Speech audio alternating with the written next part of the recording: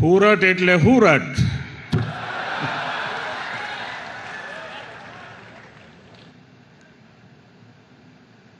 સુરત પાસે ઇતિહાસનો અનુભવ, વર્તમાનમાં રફતાર અને ભવિષ્યની દૂરંદેશી, એનું નામ સુરત. અને અમારું સુરત એવું કે કામમાં લોચો મારે નહીં અને ખાવામાં લોચો છોડે નહીં.